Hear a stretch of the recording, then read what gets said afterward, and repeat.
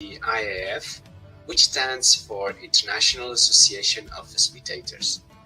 Since 2018, I've started a book series on architecting collaboration, and my latest book, in co-authorship with other renowned digital facilitators and guest co-authors, is titled Beyond Virtual Meetings. It's all about the importance of the digital tools that can extend and augment the power of you as a facilitator and a meeting host in a virtual online meeting, but also on the hybrid meetings that are going to be so much needed in this post-pandemic era.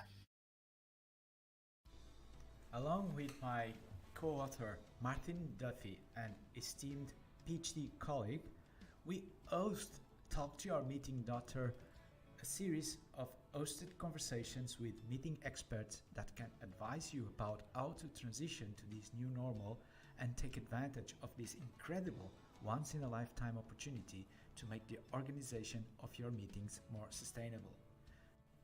Please stand by as the next show will start momentarily.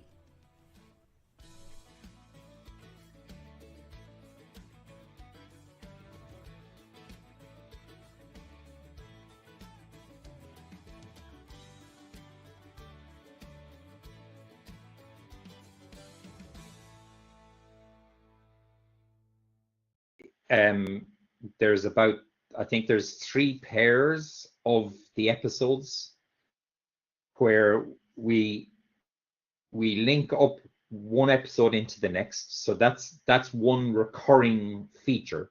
But the second recurring feature is that across multiple episodes over the 12 or over the 11, there are a number of fundamental themes that do come through that keep recurring. If you wanted to summarize them, you would say preparation, execution of the meeting, and post-meeting analysis. So those 3 ideas keep on coming up. In the preparation, the fundamental idea or question that consistently comes up is be absolutely clear on why are we meeting? What's our purpose? If we haven't got that, we shouldn't meet. That's a recurring thing.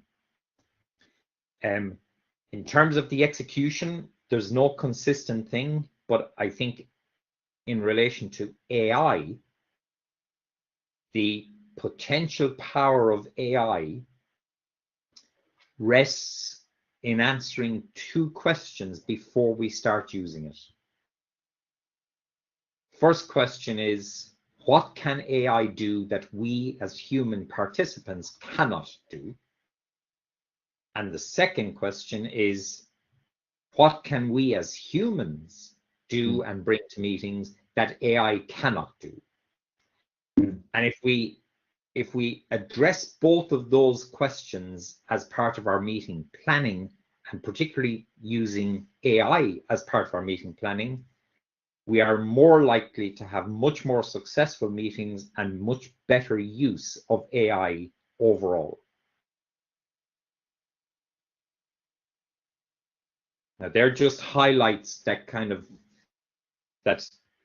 so I've got 6 pages of notes that I've written, but when you distill all of that stuff down into, well, what are the really simple fundamental takeaways that you might get from effectively 12 hours of conversation about meetings, they're the fundamental takeaways that I'm getting at this point. And there's 2 episodes that I haven't yet reviewed.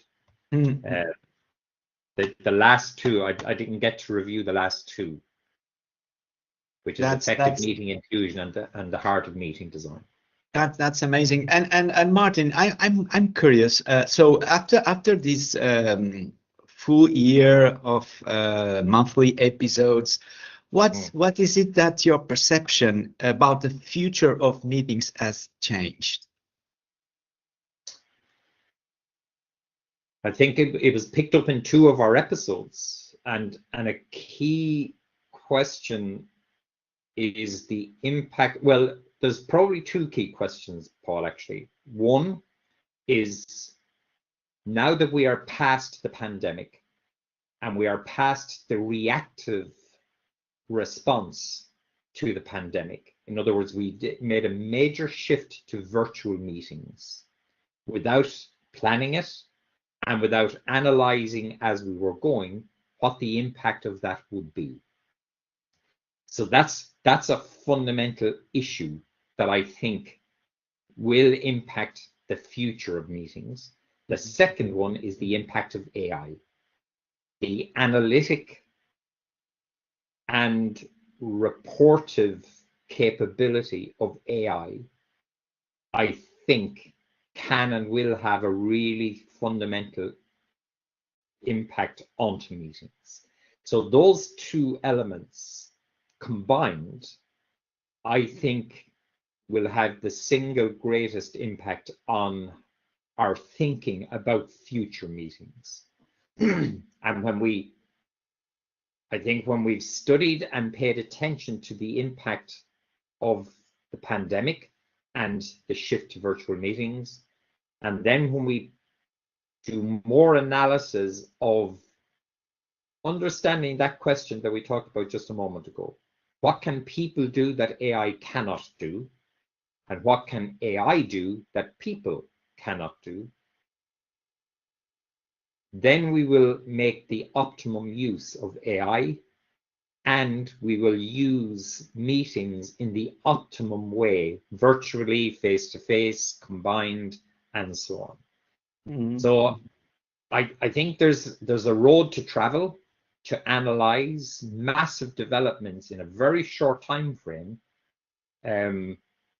that have impacted pretty much everybody universally across the world, which is really significant.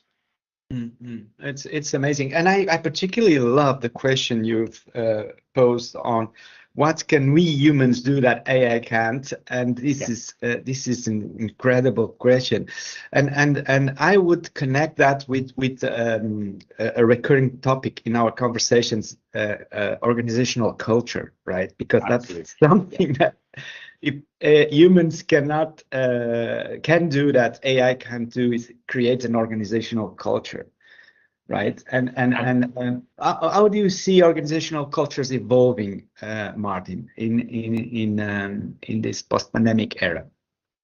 Yeah, that was a recurring theme across maybe 3 of our episodes, Paul. That was really interesting. That idea of culture and what culture means. And actually, one of our episodes, we actually talked about organizations having 3 different levels. So we have executive type level, we have management team or group management level, which is your line managers. And then we have teams, organic teams going about their group activities. And a key takeaway from one of our episodes was that the organization culture evolves from the interplay of those 3 levels in a cascade downwards. So how executive interacts with managers and how managers interact with teams. But significantly, there's an upward cycle of those interactions, how teams react or respond to managers and how managers react or respond to executive leaders. And that cyclical upwards and downward interchange is formative of the organization culture, because culture shifts. It's slow, but it shifts, and it shifts under those upward and downward cycles. And the key point was meetings are the fundamental crossroads at which those interchanges and exchanges take place. And one of our episodes, we spoke about how meetings are windows to the cultural soul of the organization. And that concept puts meetings front and center in importance of the development of the organization, because they fundamentally inform the culture that's going to evolve, because they are the place where this upward and downward cascade of interactions take place. Another point that came out of one of our episodes was this idea of the organization being a river of discourse, being a flow of conversation, ongoing, perpetual, and that meetings are analogous to islands in the middle of that conversational flow. So their meetings are a little bit like, you know, an oasis in the desert. They're like an island in a stream. They're a place where people come together to take stock, to learn from each other, to exchange with each other, to share with each other. And then we go back into the organizational flow again. But that point of respite, that point of pause that meetings provide is so fundamentally important to what organizations become. And again, it's a recurring theme that the importance of meetings in the organization may just be missed a little bit, because we naturally tend, or so many people tend to have an aversion towards meetings, a negative view of meetings. But I think what all of our episodes collectively have highlighted for us is that when we step back and look at them, they are actually so crucially important to what meetings become, or sorry, to what organizations become. And meetings are such an important vehicle to addressing that question.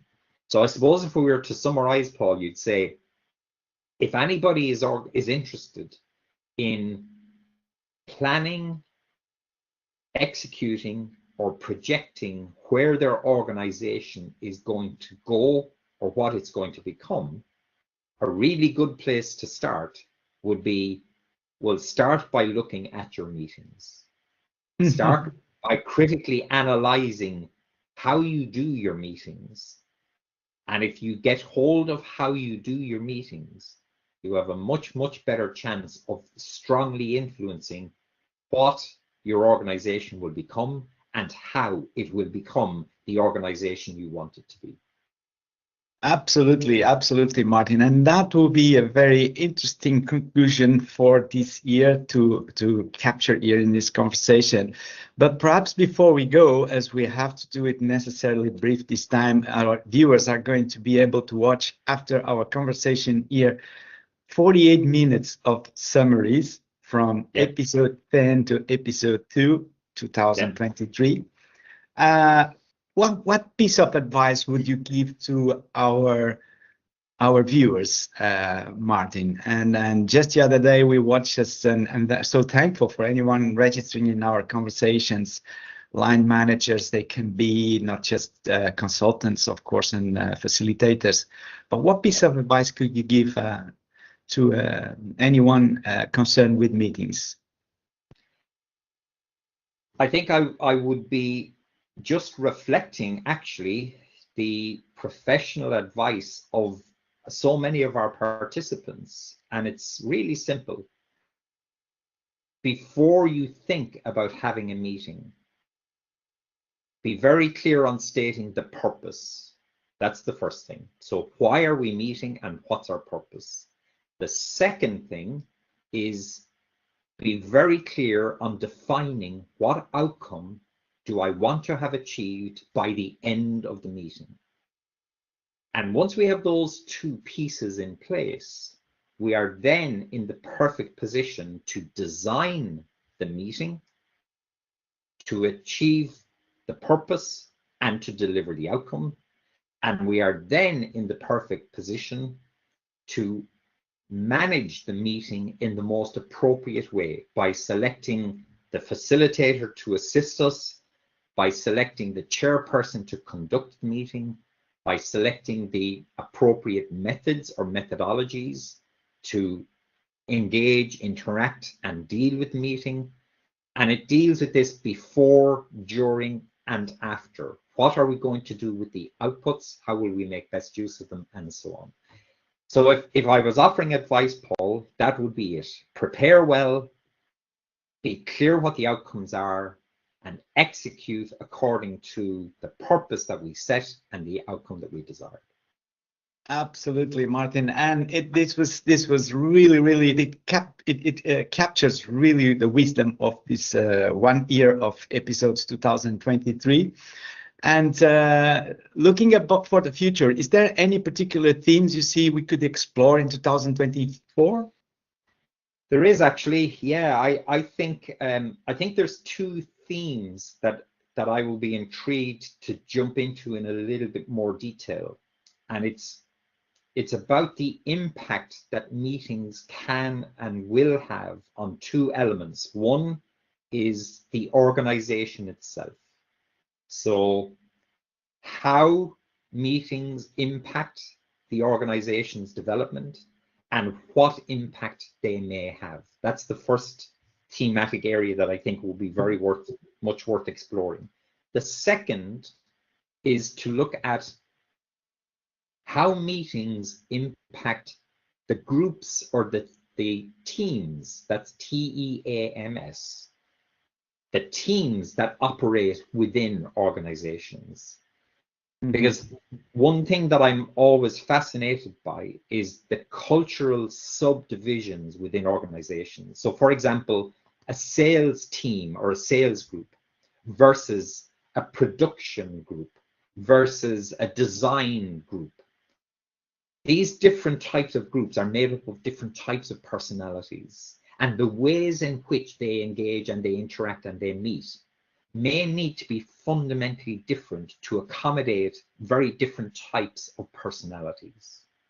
And that's a thematic area that I think will be really interesting to explore, to understand how the types of meetings that we hold might be tailored to most accommodate the types of people that we have getting together within organizational subgroups, departments, project teams, and so on. So they will be my two areas that I think we could usefully focus on in 2024. Oh, I totally concur with your suggestions, Martin. And dear viewers, if you are watching us and you have other ideas for what you would like to see us talking about 2024, please use our comments here on the event you are just watching, or contact us. We have a new website for 2024. It's mymeetingdoctors.com. So please reach out to us, and we are really eager to assist you in any way we can concerning your meetings and also suggestions for our episodes. We're actually pushing the edge of the envelope, as we say in the aviation business. It's probably an opportune time, Paul, as you interject, for me to try to do a very quick summary of some of the key points that we discussed. We started our discussion in a slightly unusual place, talking about music, which we hadn't planned, but actually, in the context of meetings, one point that came out, Julie, you shared your experience of having used music in a meeting setting, and the purpose, as you described it, was to build shared connection, shared links, which we'll come to a little bit later. But that idea of building a common baseline that then enables people to bring their diversity and their different opinions to a common base point or to a common starting point. We expanded that idea into ensuring that the meeting that we're attending has shared purpose, so that we have a common understanding of why are we actually here. When we started talking about that, Paul, you introduced the idea of, but what about people who are told to go to the meeting? And we often encounter that. But Martin, you brought in the concept of, well, while music could be used, we talked about that previously, we also then started to discuss the idea of people sharing a little bit of themselves, so that we build a common understanding of where the different participants in the meeting are coming from. So rather than just accepting that somebody is forced to come along to a meeting, if the meeting is handled sensitively, let's say, and empathically, we have a much better chance of drawing out of the participants from the outset. Why are they here? What is it that they hope to take away? What is it that they may be able to contribute? By establishing this baseline, we then build a really strong platform on which diversity of perspectives and backgrounds can now be levered to be brought into the conversation. It was at that point in our conversation, Julie, where you introduced two really interesting concepts. So the individual forces that are present, and that's, Martin, you characterize that as there's a kind of a feel or there's a vibe that you get from the group. So managing those individual forces in combination with, Julie, what you talked about as the invisible links. So drawing out of the group, what are the common points of connection? Both of those perhaps become part of what is the underlying culture that the organization has set for its meetings to take place. Martin, you then made a point about understanding the status of the team or group that we're working with is obviously critically important. So if the group knows each other and meets frequently, that might need to be handled quite differently to if it's a completely new group, depending on what our purpose is, may end up requiring different tools and techniques. But I think all of us agreed that having the shared common purpose, having an empathic feel for interacting with the people. So now we talked about there are humans, not machines. And if I could wrap it all up, Martin, going back to a key point I think that you made, which is we want to try and work with people where they currently are, rather than working with people where we think they should be or where we want them to be. So by working and focusing on that aspect, work with where they are rather than where we are trying to get them, we have a much better chance of being able to foster and get the maximum benefit from diverse perspectives and opinions that are going to be present probably in every workshop or meeting that we actually attend. I'll leave it at that, Paul. Notes, but I've been trying to mentally track, I guess, the conversation that we've had so far. We started like our theme of measuring productivity versus performance, and I suppose that's where we separated out the idea of performance versus productivity. And I think it's fair to say that we came to the rough conclusion that productivity is relatively easy because it's quantitative, but performance, while performance can be reflected in the quantitative, it doesn't necessarily tell us the whole story. And because it's not telling us the whole story, that then brought us into the conversation of monitoring or managing performance versus productivity of the collective versus the contribution of individuals to that collective.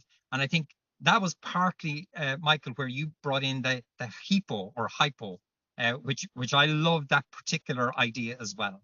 That partly reflected into the anecdote I provided myself of the person who contributes least may, in some instances, actually contribute most when measured from a slightly different perspective.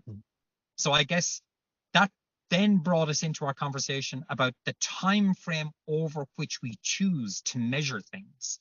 So if we're measuring against very short term, and Michael, you gave us the wonderful example of a 3-week piece of work that quantitatively can get measured against a report, a box ticked, but actually under the surface, we might discover not such a well-functioning team, probably not a team that's going to come back together again, probably an investment of time and resource that actually may not have produced nearly as much long-term productivity as we might have reasonably expected.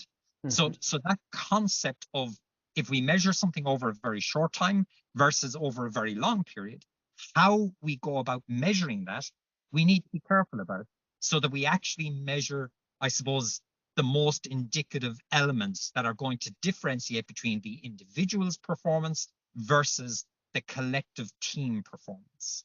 I think it's probably fair to say, in summary of our discussion, it's not as simple as just count the number of widgets that were produced at the end of the production line. When we come to the human person-people dynamic, and I think this is a key point, Sue, that you brought out, was we are absolutely people before we are machines.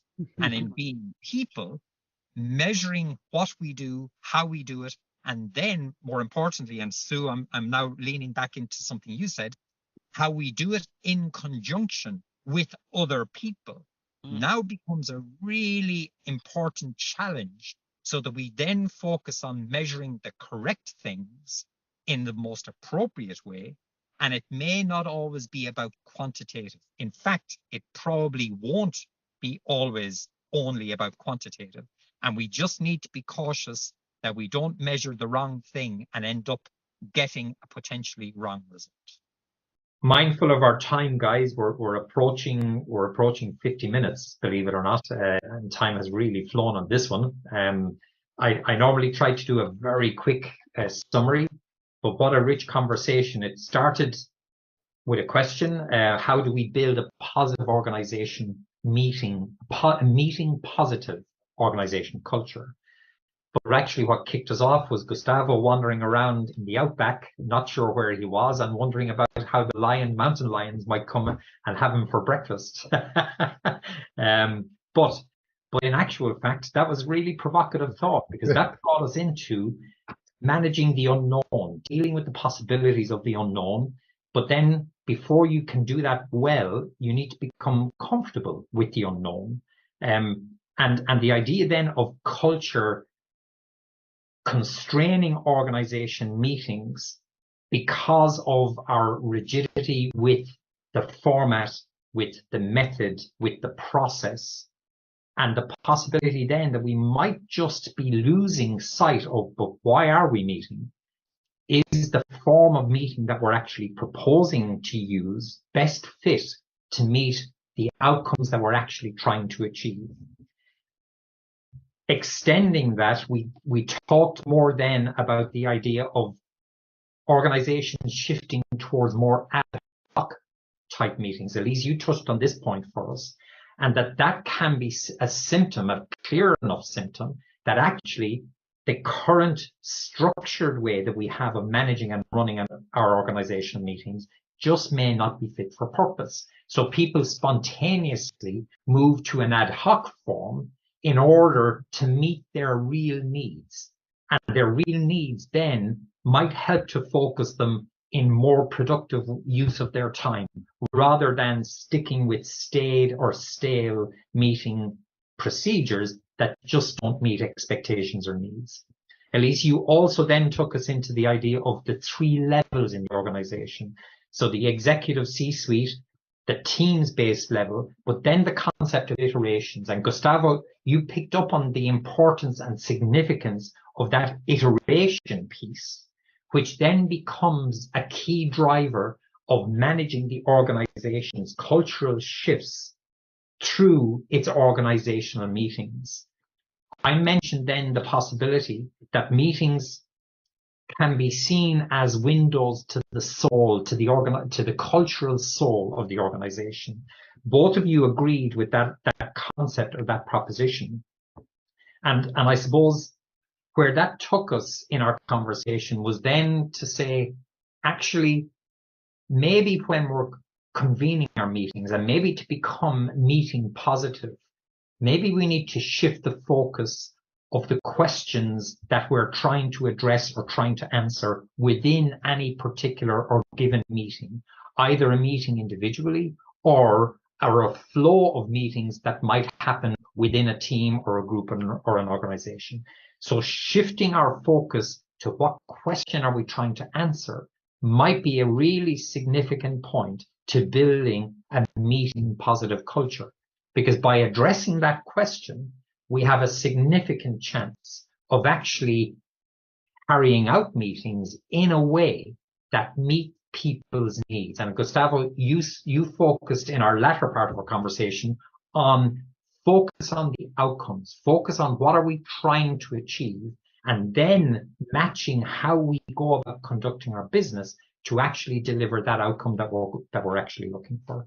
A final point that I think both of you made in slightly different ways is that managing conflict and consent is actually a fundamental and a core part of what an organization needs to do and what meetings are used as a vehicle to do.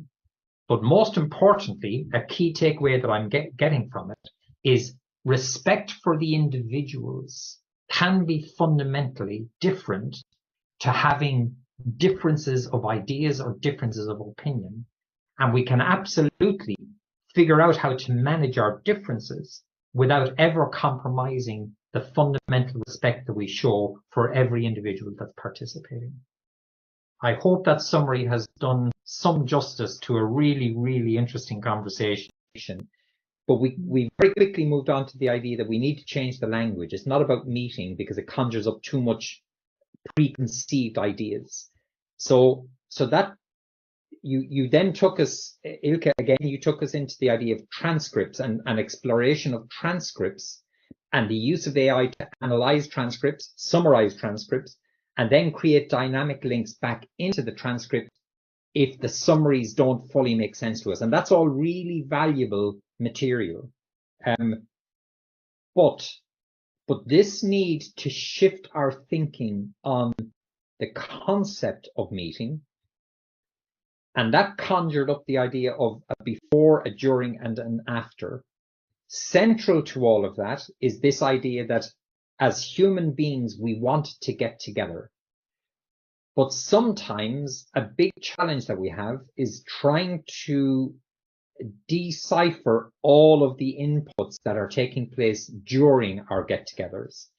So where AI may become a real partner is in the preparation piece, as Ilke identified early on, where it could help us prepare agendas.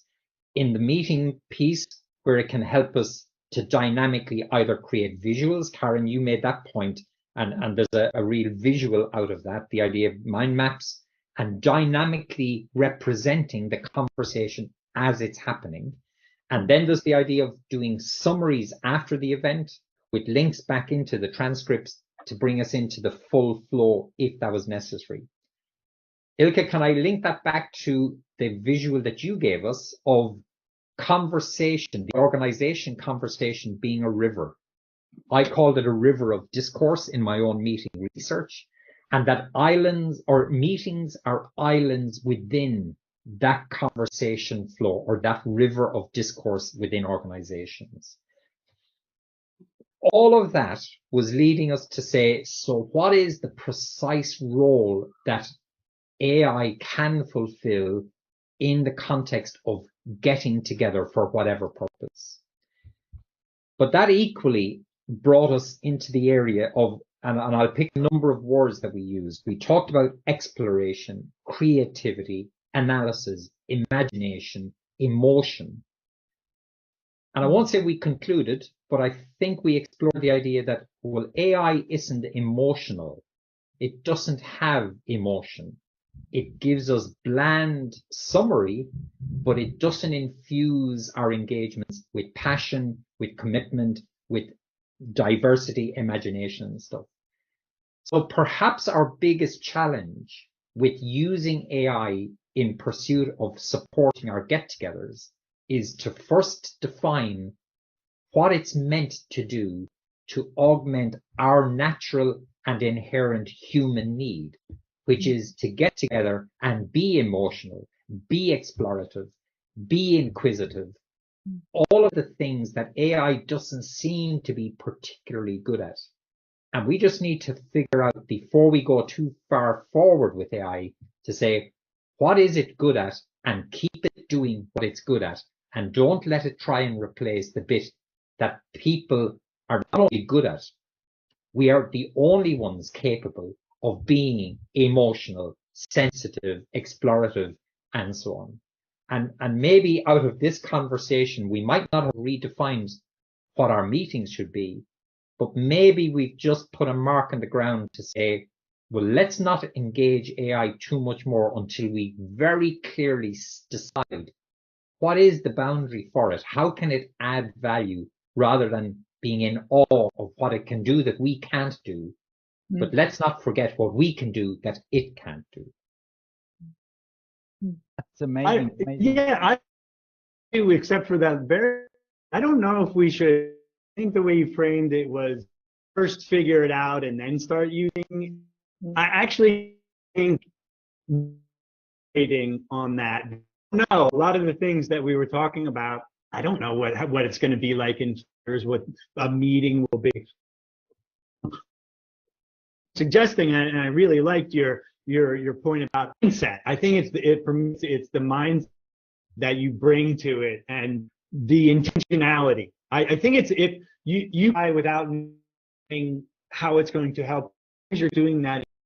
Because I think at the end of the conversation, it's certainly in my mind, it's left me with a massive amount more things that you would now want to explore, delve into, consider than certainly what I had in my mind when we started the conversation.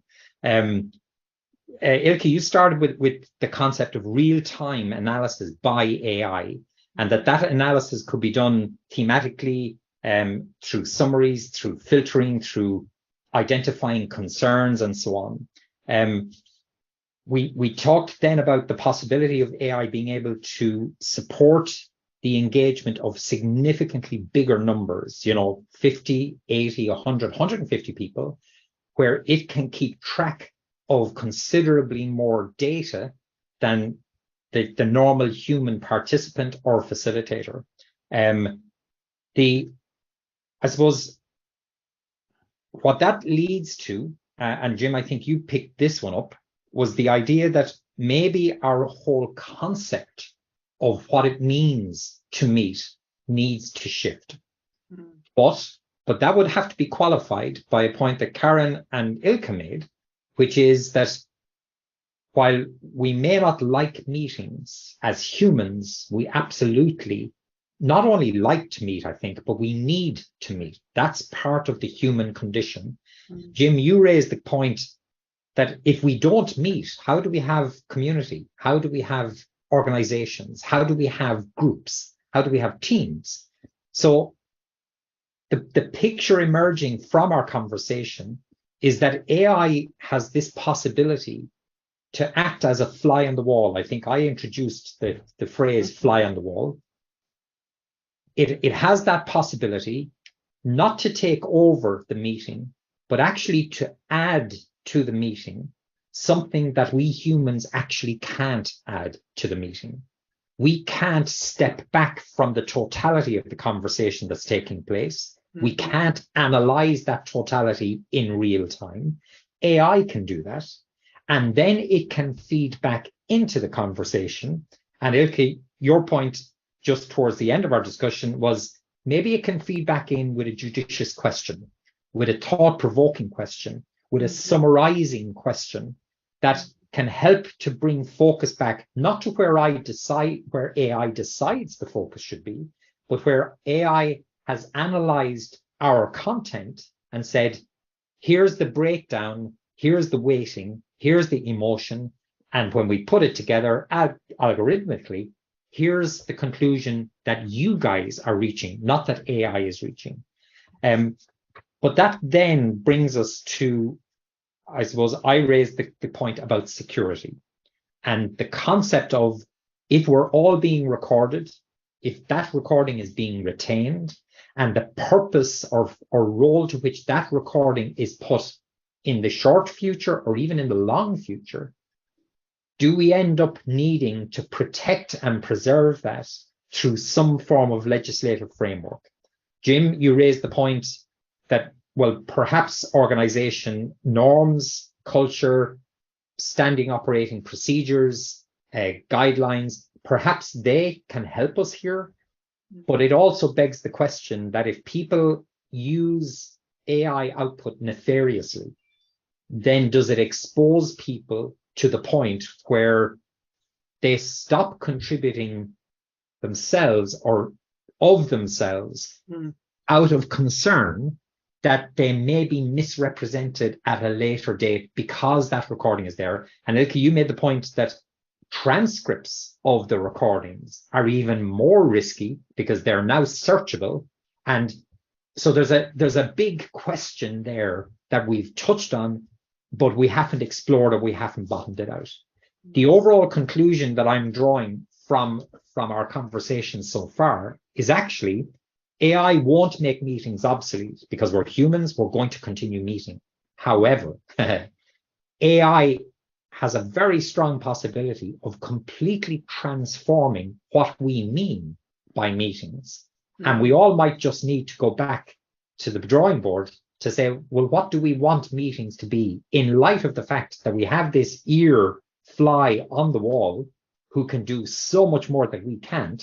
And then we can ask ourselves, okay, how might we change our meetings in order to make maximum use of this all listening fly on the wall?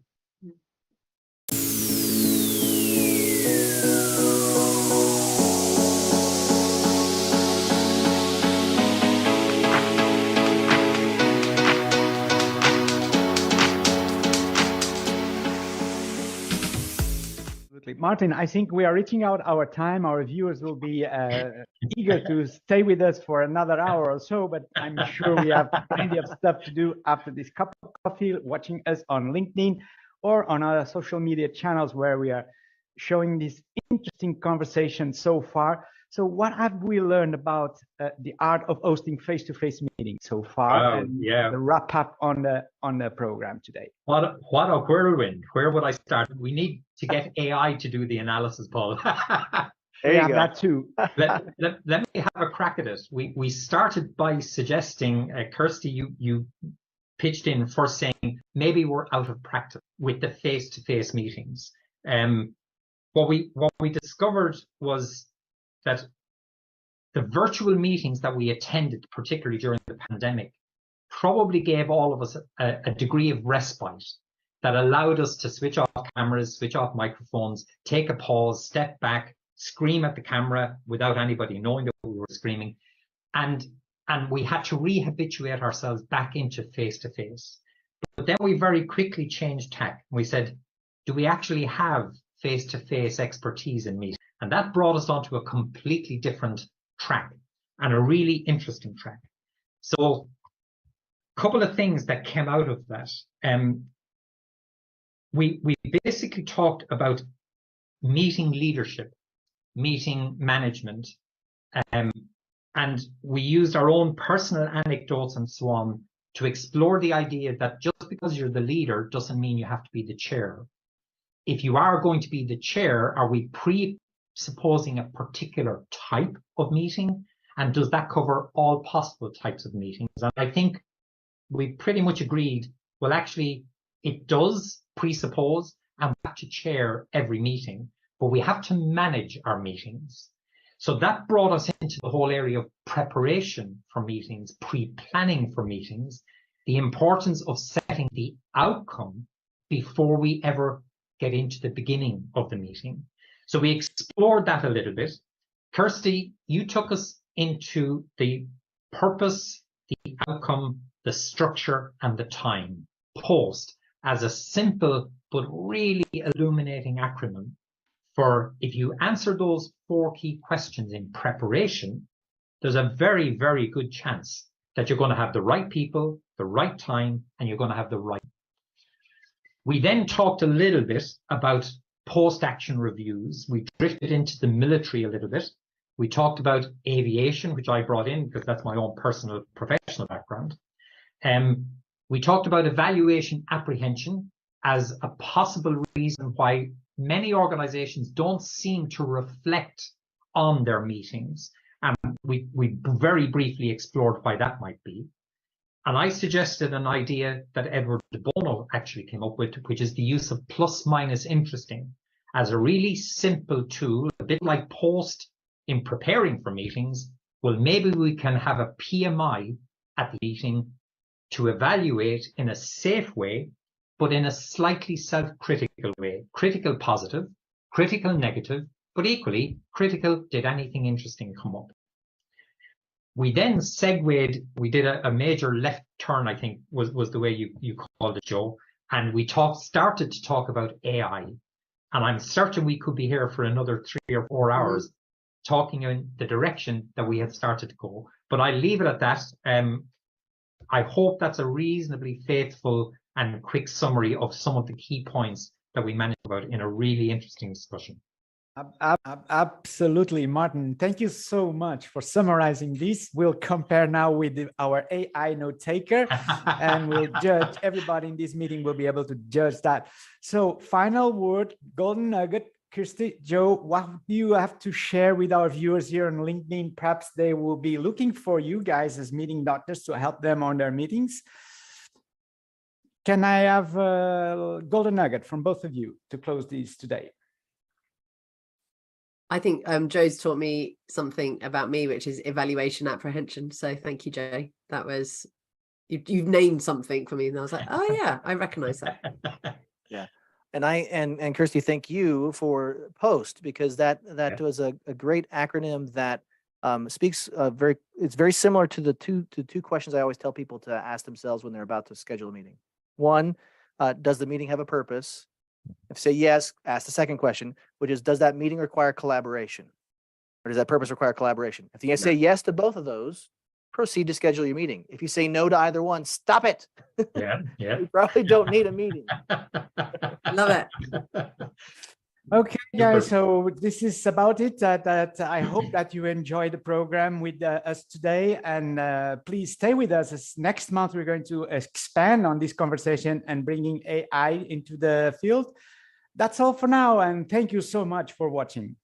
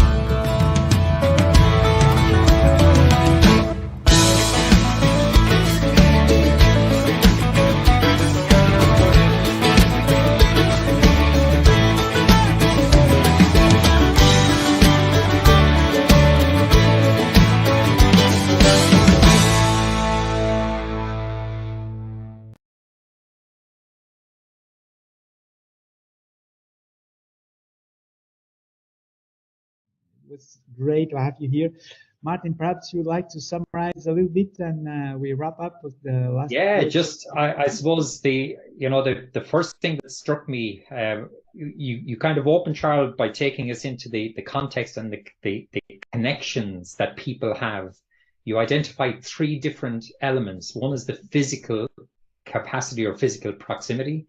2 is creating the time, and then 3 was creating a free environment, or an environment in which free exchange can happen unimpeded. We then talked a little bit about identifying the gaps between people, particularly then you talked about the isolation of the leader and the sense that some leaders have this developing sense of isolation from their teams, from their groups. And when I asked about why was that isolation developing, you identified again 3 key elements, one of which was social media, but the other was the idea of people physically moving jobs, moving locations, moving home, but equally moving groups. And you spoke a little bit about faith and moving their faith groups. Now, irrespective of what religious beliefs you might have, the key point is that when people are moving from a known community, whatever the community is, now we end up with the possibilities of greater and greater isolation. But I suppose the key thing that I'm taking out of our conversation is that the interpersonal connections coming from shared experiences, from shared emotional grounding, from shared intellectual exposure, that those elements create the foundation on which trust ultimately can get built. And I suppose the final analogy, which I really love, is that it doesn't take much water to get growth in a desert. And as a really simple summary of, are we in a hopeful or a hopeless environment?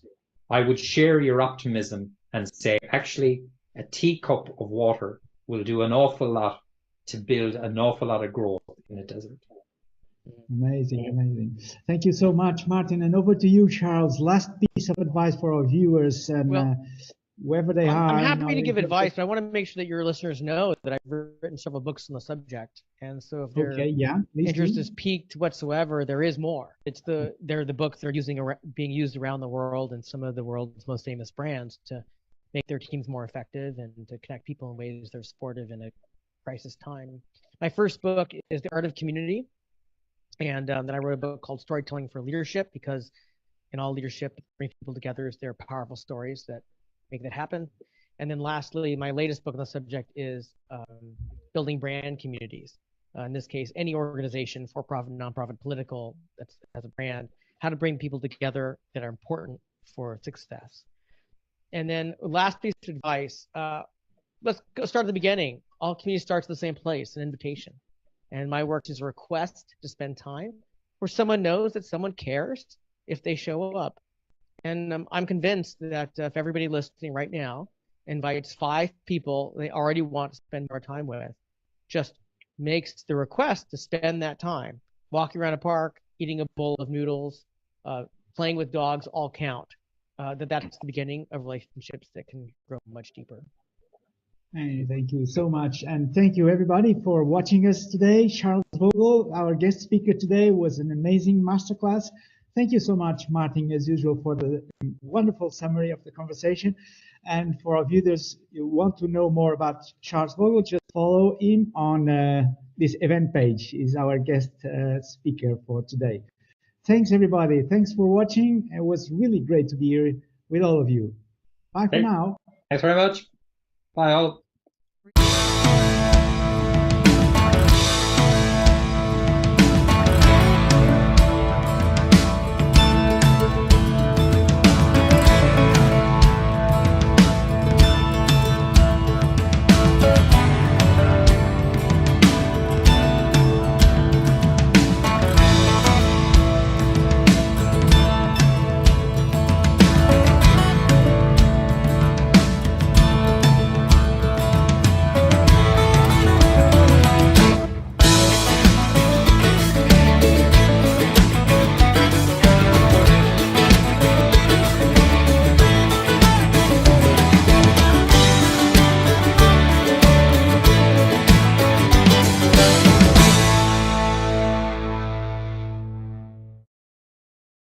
Yeah, I'll have to keep this one very short, Paul.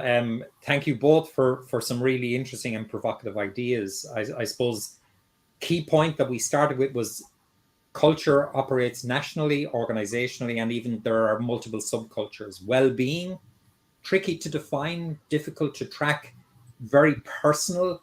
It's personal to individuals. It's then personal to organizations. So challenging to make a correlation. So that would be my overall sense.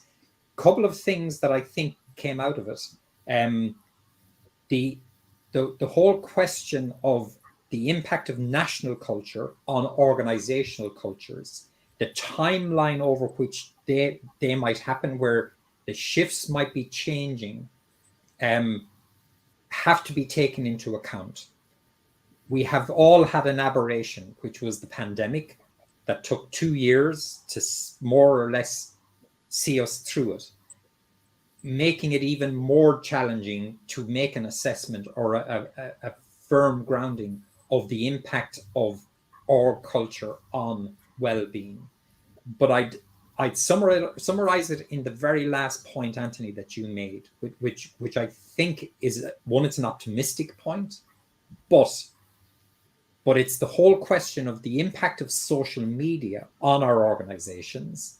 My analogy of the garden hose from 15 or 20 years ago to the multiple fire hoses of today, which is largely due to social media, but perhaps we are at the very bottom of that well-being curve with the possibility to increase positively on well-being.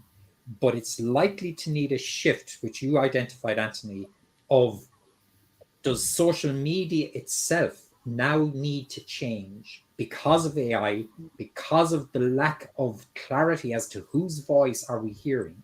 Is that likely to drive people back into individual personal connections?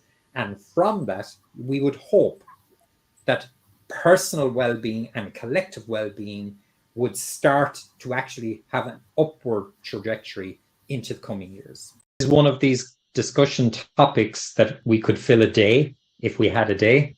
We've run out of time. I think it feels like it's probably been one of the quickest conversations we've had in our fireside chats. I normally try to do a kind of a 1 minute or a minute and a half very quick summary to catch some of the key points. So I might try that if I may. We started just discussing the idea of happiness versus wellness. And I think we broadly concluded they're two sides of the same coin. They go hand in glove. But that brought us into asking about the idea of happiness comes from relative thinking. So if you have a point of comparison, then your assessment of your own happiness may fundamentally change and fundamentally alter. I suppose that makes it a requirement then to look as much inward as outward, because if you only exclusively look outward for comparison, you may miss a whole lot of internal reasons to be or to feel happy.